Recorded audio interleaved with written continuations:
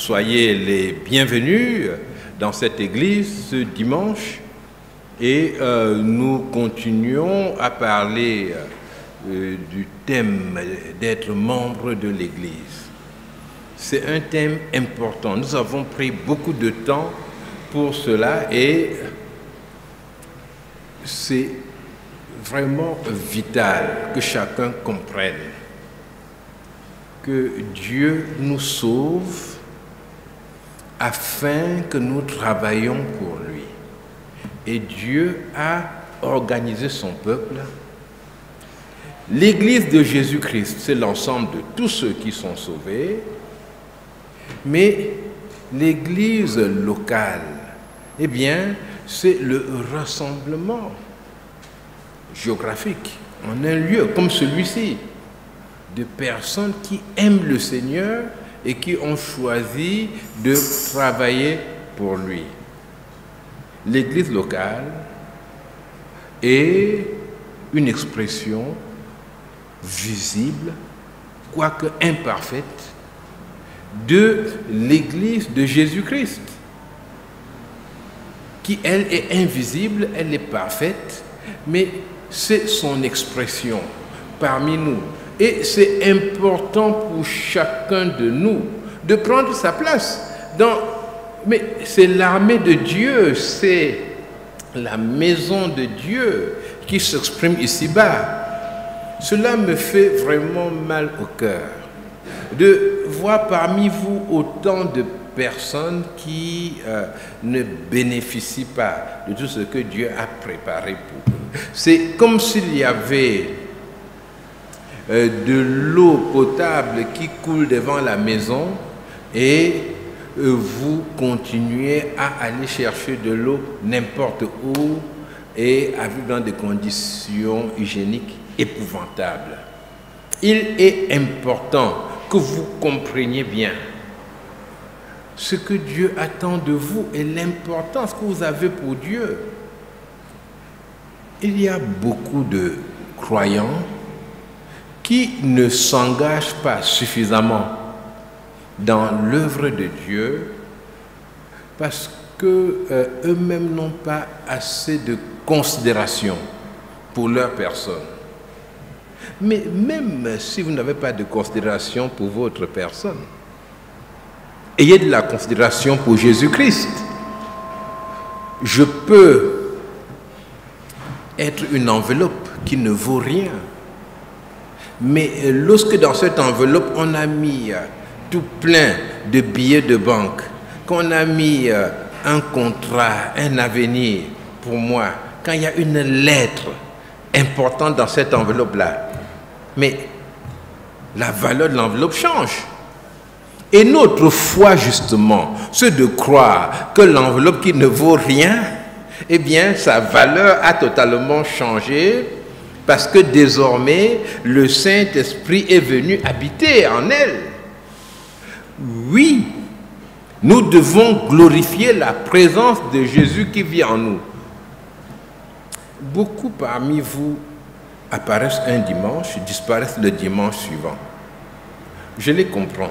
Ils pensent qu'ils sont inutiles pour la vie de l'Église. Je vous dis que c'est faux. Vous avez votre place.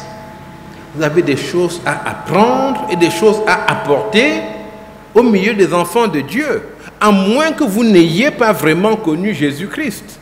Et dans ce cas, mais venir au milieu des croyants va vous aider, ça va vous aider à savoir de qui on parle et quel est le merveilleux projet que Dieu a mis en place pour vous. Vous êtes absent. Qu'est-ce qui ne va pas? Oh, j'avais voyagé. Oh, j'avais eu un problème. Mais vous pouvez le signaler. Vous pouvez parler en sorte que nous ayons le sentiment que nous sommes dans la famille de Dieu. Imaginez une famille où un enfant ne rentre pas le soir. Et il y avait quoi? Ah, j'étais fatigué et j'ai dormi chez un ami. Ah, mais ce n'est pas normal. Il faut qu'il revienne à la maison, que l'on soit ensemble et puis que nous puissions envisager les batailles du Seigneur et les gagner. Hier, j'ai eu une formation ici qui était destinée aux moniteurs, aux anciens de l'école du dimanche, et je ne les vois pas. J'en vois très peu. Bien sûr, il y avait tous les cadres importants de l'école, enfin les cadres importants. La directrice de l'école du dimanche était là, avec quelques personnes. Mais je ne dis pas qu'ils devaient tous être là. Mais je dis qu'ils auraient dû dire « je ne serai pas là ». Parce que leur présence est importante. Et cette présence développe le sentiment que nous avançons ensemble. Et c'est là le grand problème de l'Église. C'est vrai que le salut en Jésus-Christ est un salut individuel. Nous ne sommes pas sauvés par notre présence dans l'Église et ensuite quand Dieu vient, quand Jésus revient, il emporte l'Église. Ça, c'est une vision catholique du salut, mais la vision biblique du salut, c'est que nous sommes sauvés individuellement par le Seigneur Jésus-Christ et cela vient d'une relation avec lui. Nous acceptons le salut que Jésus nous donne gratuitement. Nous lui faisons confiance. Nous reconnaissons qu'il dit la vérité. Et nous reconnaissons qu'il est mort pour nos péchés. Et nous voyons la noirceur du péché qui est tellement grave que le Fils de Dieu est livré par Dieu à la mort, à la punition, à notre place, à cause du péché. Et nous nous repentons du péché et nous choisissons de marcher avec lui. Dieu nous sauve. Mais il nous sauve ensuite pour marcher avec lui, pour marcher les uns avec les autres.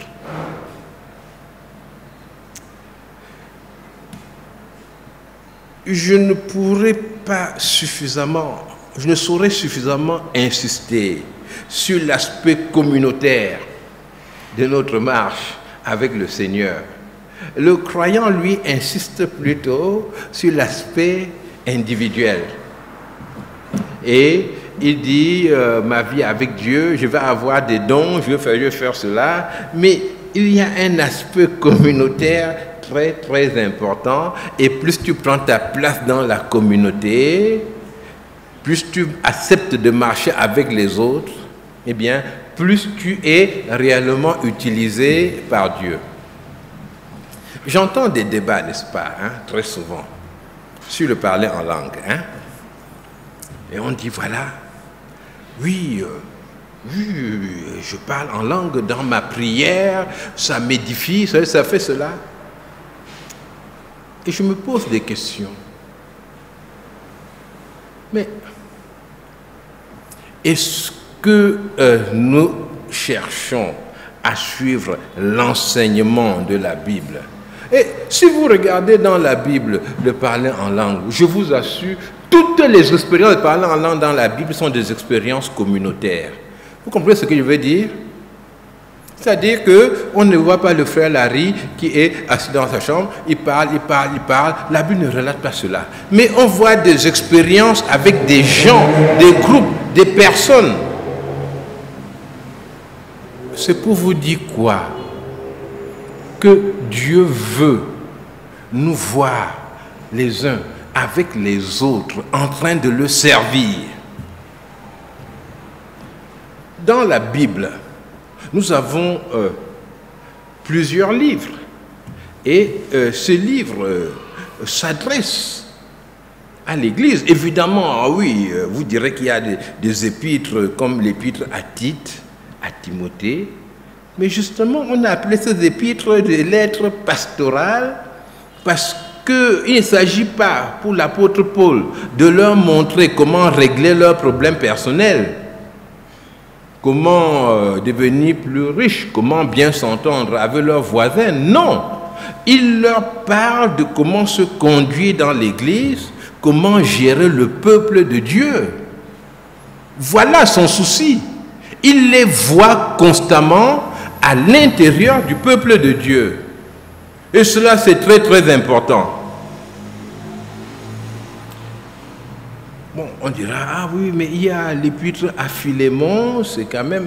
Oui, mais dans l'épître à Philémon, Paul règle un problème d'une importance capitale. L'épître à Philémon est un plaidoyer et une révocation claire de l'esclavage.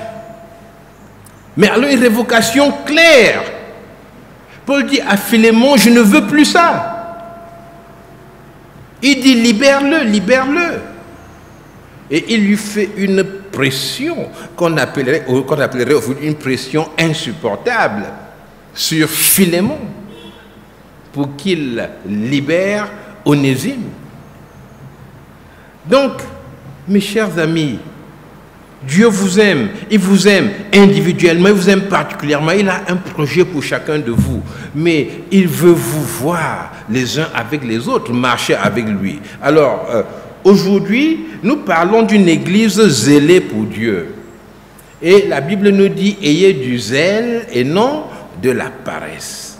Une église zélée pour Dieu. Le texte biblique que je vais lire, c'est dans l'Épître aux Romains, au chapitre 12, et je vais lire à partir du premier verset.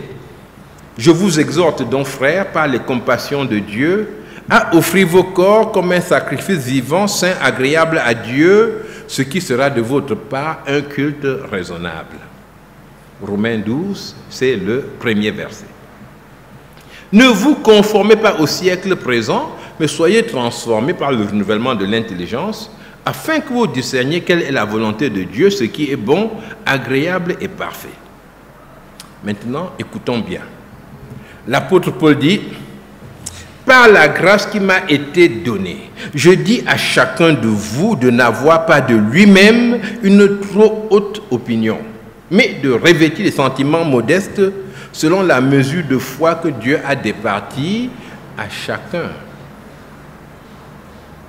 Car, comme nous avons plusieurs membres dans un seul corps, et que tous les membres n'ont pas la même fonction, ainsi nous qui sommes plusieurs, nous formons un seul corps en Christ, et nous sommes tous membres les uns des autres. Je crois que c'est ce que tous ceux qui m'ont précédé ici se sont efforcés de dire, d'enseigner. Nous sommes membres les uns des autres.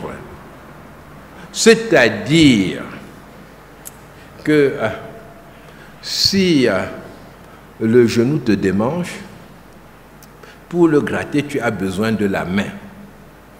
Et si tu n'es que le genou, eh bien, et que tu veux vivre par toi-même, tu ne pourras pas régler tes problèmes.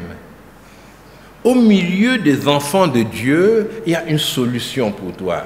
Écoutez, mes chers amis, mes frères et sœurs, pourquoi est-ce que nous travaillons autant pour qu'il y ait une discipline réelle dans l'Église? Parce qu'effectivement, c'est un endroit où le Seigneur agit et un endroit où vous êtes censé vous investir clairement.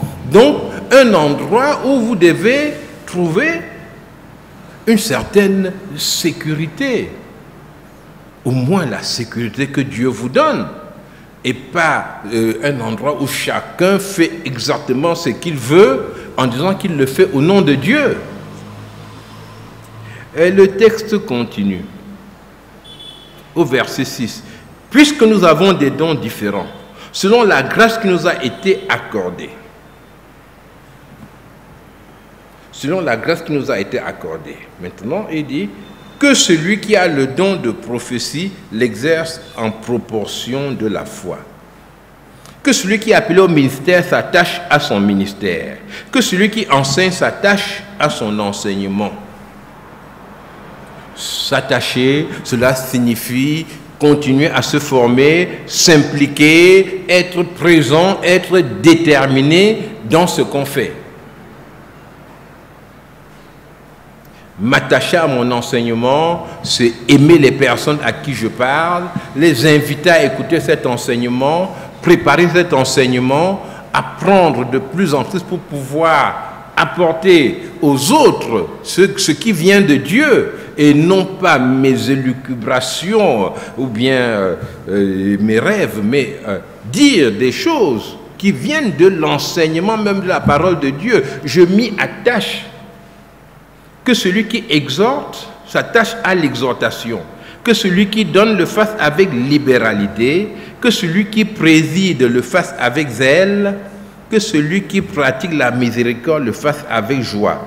On pourrait ajouter aussi que celui qui s'occupe des enfants, eh bien, qui s'attache à son travail. Que celui qui s'occupe du repas en commun, eh bien, qui s'attache à ce travail et qu'il le fasse. Et que personne ne disparaisse. Alors, ici, que celui qui a le don de prophétie l'exerce en proportion de la foi. Et je voudrais quand même faire cette digression. Nous parlons beaucoup du don de prophétie. Et c'est normal qu'on en parle beaucoup. Parce que celui qui prophétise parle de la part de Dieu. Et en général, on imagine quelqu'un qui demande « taisez-vous, attention, Dieu va parler ». Parfois même qui parle d'abord dans une langue inconnue et qui maintenant va dire « mais chaque fois que quelqu'un va monter ici parler, j'entends le coordonnateur qui dit « le Seigneur va nous parler ». Et je me demande, est-ce que le coordonnateur ou bien les personnes qui prient, est-ce que ces gens mesurent ce qu'ils disent? Pourquoi ils disent que Dieu va nous parler? Hein? Ils devraient dire, quelqu'un va nous parler, et ils pensent que c'est Dieu qui lui a parlé. Mais on va voir. Seigneur, aide-nous à bien voir, parce que ce qu'il va nous dire là, nous ne savons pas ce qu'il en est, mais on te fait confiance pour nous éclairer. Mais ils disent, Dieu va nous parler. La chorale chante, Dieu va parler. Mais, et pourquoi il y a maintenant tout un mystère au sujet de la prophétie? Si vous êtes prêts à dire qu'au moment de la prédication, Dieu parle, donc Dieu parle à travers le prédicateur, et comment on va appeler cela? Je ne voudrais pas déconsidérer l'aspect prophétique qui signifierait aussi que Dieu montre des choses cachées, mais Dieu le fait à travers ses enfants. Et je vous encourage à saisir de toute votre force les capacités que Dieu vous donne dans son Église, à travailler pour lui, et c'est en travaillant que vous saurez encore mieux à quoi vous êtes appelés. Et on sait que c'est en forgeant, n'est-ce pas? Il y avait un proverbe que mon père me disait quand j'étais tout petit, que c'est en forgeant qu'on devient forgeron. Et donc, c'est en forgeant, n'est-ce pas, qu'on voit aussi si on est forgeron. Si les premiers jours à la forge, si c'est terrible pour vous, peut-être que ce n'est pas votre travail là-bas. Donc, Dieu nous appelle chacun à être à son poste et à faire son œuvre avec engagement et détermination. Alors, vous pouvez dire, je n'ai rien à faire dans l'Église, mais c'est faux. Ta présence dans l'Église ajoute au poids spirituel de ce que représente l'Église. Mais ta présence dans l'Église, eh bien, c'est, voilà, une personne de plus qui sert le Seigneur, qui prie, une personne de plus qui est peut-être secrètement un modèle pour les autres. Est-ce que vous savez ça? Il y a des gens qui vous regardent et puis qui disent « j'aimerais ressembler à tel ». Je crois que ça fait rire quelques personnes, n'est-ce pas, l'idée que quelqu'un peut me regarder et dire qu'il veut me ressembler. Est-ce qu'il est fou celui-là pour dire qu'il veut me ressembler? Ah oui, il y a des fous comme ça, n'est-ce pas? Il te voit, toi qui ne vaux rien selon toi, mais il dit « ah, j'aimerais ressembler à celui-là ». Eh oui, donc c'est bien que tu sois présent là. Tu es un modèle, tu peux devenir un modèle pour beaucoup de gens. C'est bien que tu apportes ta prière pendant un moment d'adoration, parce que ta prière édifie sûrement quelqu'un d'autre. Même si ça peut t'étonner. Mais Jésus-Christ vit en toi. Quand tu choisis d'héberger Jésus-Christ, attends-toi à des grandes surprises, des belles surprises. Parce que Jésus se manifeste dans ta vie par sa puissance que tu ne peux pas maîtriser, que tu ne peux pas prévoir, mais une puissance qui se manifeste réellement pour ton bien et surtout pour sa gloire. Prends ta place. Quand vous êtes en retard de façon constante, vous n'arrivez pas à être là aux réunions, vous êtes absent, mais parfois cela vient simplement de ce qu'on peut appeler l'ordre des priorités. Ce n'est pas important. Alors je voudrais vous demander ce matin, quelle est la place de l'Église de Dieu dans ta vie? Pour certains parmi vous, l'Église, c'est un endroit, bon, ça peut aller, où je vais, je m'assieds, et puis je dors, et puis je regarde, est-ce que c'est fini, et je m'en vais.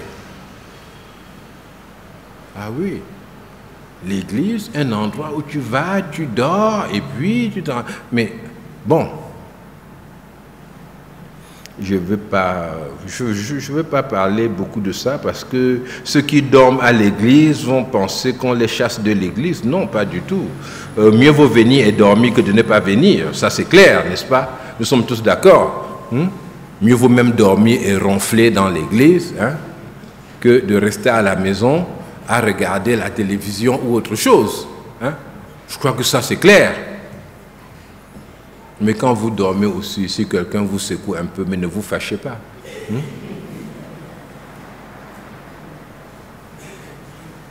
Bon, vous pouvez faire comme si vous priez, n'est-ce pas? Mais si vous êtes vraiment parti dans tous les sens, là, on aura du mal à croire que c'était une position de prière. Et il y a donc cette question de priorité, il y a cette place de l'Église dans votre vie, et c'est une question qui doit être bien réglée. Vous ne venez pas, vous n'êtes pas là parce que ce n'est pas important.